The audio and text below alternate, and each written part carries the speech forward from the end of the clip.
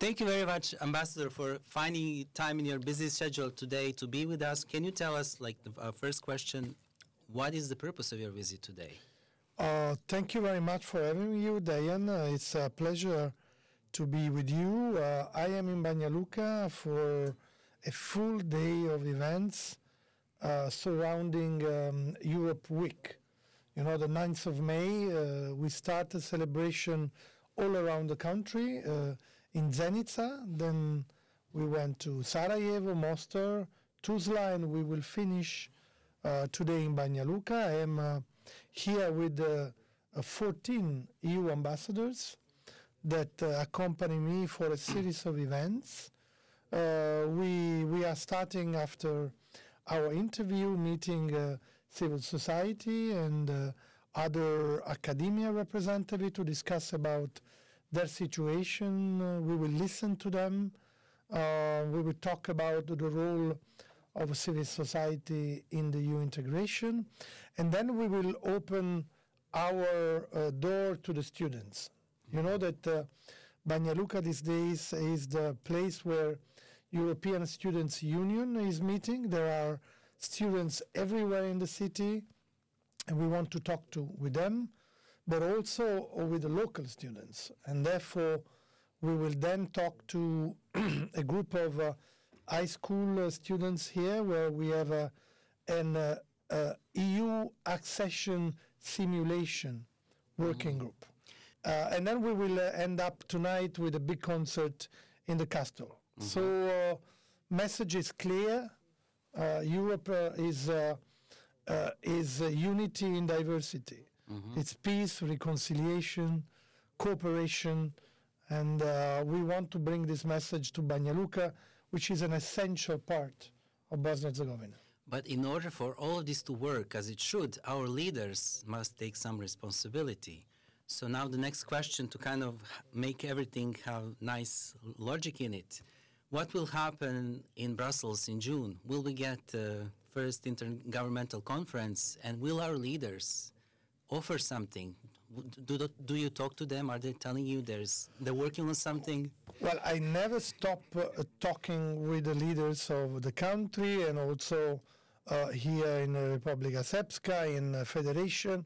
That's my job. My job is to bring Bosnia-Herzegovina closer to the European Union, to become a member state, because despite the constitutional crisis in which we are right now, the European Union has not changed its approach. The door is wide open for Bosnia-Herzegovina to become a member state, but Bosnia-Herzegovina must do several things, and these things have not been done.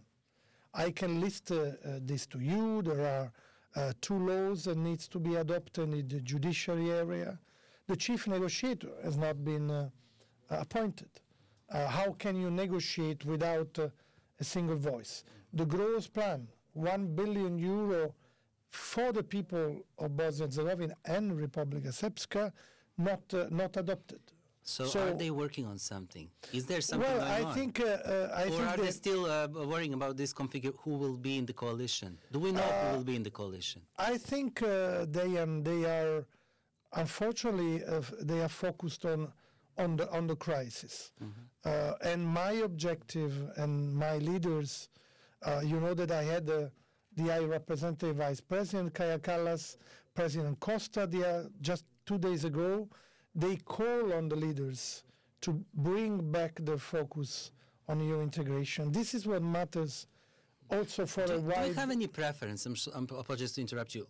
Who would you like to see in Brussels bringing this news? Is there this coalition with SNSD, HDZ, or Troika, or is it opposition from Republike Srpske, or who would you like to see? I want to see Bosnia-Herzegovina. Okay. Whoever Bosnia-Herzegovina decided is the chief negotiator, whoever Bosnia-Herzegovina is represented by any, I think that it's very important that the focus come back to this. While we are speaking here, there is an important meeting going on in Tirana, where the whole leaders are talking about the future of the region in particular. And the region is moving ahead, and Bosnia-Herzegovina is lagging behind. So, of course, we are very much concerned by the constitutional crisis and by the action taken, I have to say, also by the leadership of Republike Srpske. And we are inviting them to stop and to go back to talk about EU. And that's the moment to do that. Mm-hmm. So, because there's so much confusion in the public sphere, as a journalist, I'm seeing that there's a lot of misunderstanding. Can you tell us what can EU do for Bosnia and Herzegovina and what must we do? Because sometimes there's an impression in Bosnia and Herzegovina that people expect that somebody in Brussels is going to solve the crisis, is going to do something that will put an end to the constitutional crisis you're saying, and then we can focus on the EU. So what can you do, what cannot you do?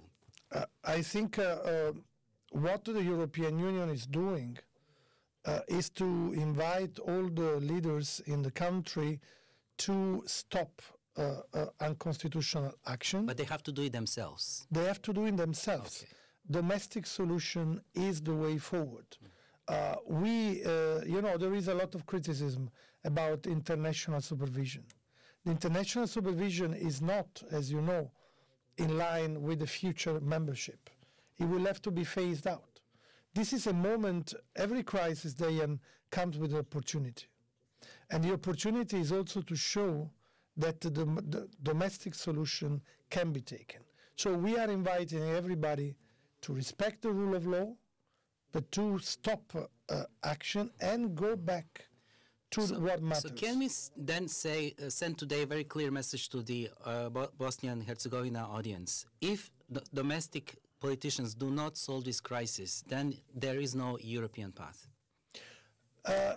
It is clear that we are calling on them. The President Costa just left a few hours ago, and the message was very clear to the presidency, to the Council of Ministers, to the public. Sorted out the crisis, focus back on what you need to do to move forward, and you will have our help. Okay. And second issue that's, I think there's a lot of confusion in public is what exactly is the role of EUFOR in Bosnia and Herzegovina? Since you have political role to supervise EUFOR, as far as I understand, I think you're the best person to explain to us what can EUFOR do, what cannot it do? Can it arrest domestic politicians? Can it sort the police issues in Bosnia and Herzegovina? EUFOR has now celebrated 20 years of presence in the country with one specific mandate. And the mandate is not decided by the ambassador or by the commander. It's decided by the UN Security Council every year on the 1st of November. And the mandate is very clear, is to maintain the safe and secure environment in the country, which means that military action, military mission, not law enforcement action, not a law enforcement mission, has the objective to make sure that the security in the country, the safety, is ensured. Also through deterrence action, but within the remit of military action. EUFOR does not have a law enforcement mandate. And I hope that I cannot be more clear than that. Mm-hmm. I think it's very clear. So we have to, that's another issue that we have to sort out ourselves. The rule of law of the country is a test also for the EU integration. And I think that the prosecutor, the judge of this country, which, by the way, I continue to applaud for having resisted to the call to dismiss their offices, have proven that they can do their job. So we are here to help, and we will continue to do so. Mm-hmm. So, as you said, it's a test for institutions of Bosnia and Herzegovina, but isn't it at the same time the test of European Union reform process that you helped us with? So, in other words, is the situation in Bosnia and Herzegovina is today in some sense also like the co-work of European Union on the reforms, suggesting reforms, accepting our reform plans, writing reports, saying us how far we have gone ahead, telling us what we need to do to improve? We do this work every day. I have an office of 150 people in town, in Sarajevo, but also in Banja Luka, in Mostar, in Brčko, exactly to help drafting legislation, advising about, and also preparing the ground for steps to be taken. But we cannot replace the BiH institution. The parliament needs to adopt law. The council of ministers needs to propose it. And then the magistrate need to implement it where necessary. We cannot replace the BiH authorities, but believe me, we are doing everything we can, and even more than that. Sometimes I have the impression we want EU integration more than the BiH authorities. And this is not... This is probably true, by the way. This is not the way it should be. And, you know, I know it's a very difficult moment, but it is in this moment that we are doing our utmost to help Bosnia and Herzegovina to come out, speaking with everybody, calling on responsibility.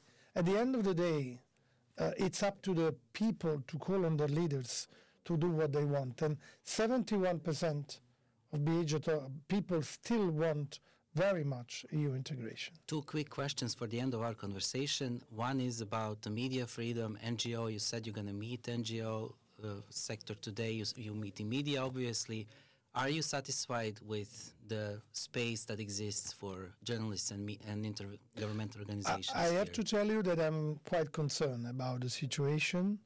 The Commission report in the last round of enlargement has identified still a serious problem in the country, including, of course, and in particular in Republike Srpske. So we call on all authorities to abstain from suppressing freedom of expression, from attacking journalists, from imposing a self-censorship. We know that we have in place in Republike Srpske certain legislation that is not in line with EU standards. So not only we listen to the civil society, but we actively ask the authorities to stop the action that they're doing, which is compressing the freedom of expression. No, we are not happy. Okay, and last question. So if we miss the June, when is the next opportunity, given that we have elections and the election campaign is going to come up? Is it essentially saying that if we missed now June, we're going to miss a long time? No, Diane. The things to be done is very small. 2 laws, 1 appointment. The work is already done. It's a question of political will.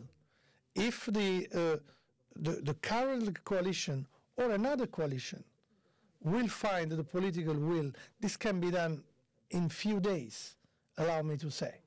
So there is no deadline.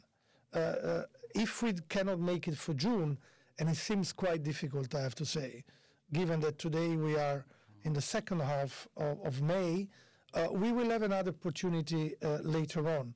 But it would be a shame if we had to wait until early 27 in order to do this work. It can be done now. Imagine missing 18 months for a country like Bosnia and Herzegovina. It would be a shame. And just quickly, is there any preparation for a meeting of leaders in Brussels? Is there something going on? Because we are hearing some We are in rumors. contact constantly between Brussels and here. We will be ready to call a meeting the moment we realize there is the right movement. We are talking. There is a platform which has been signed by 10 parties in the Parliamentary Assembly a few days ago.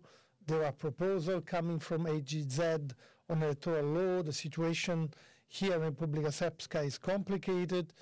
The moment we realize there is a space, we will certainly do that.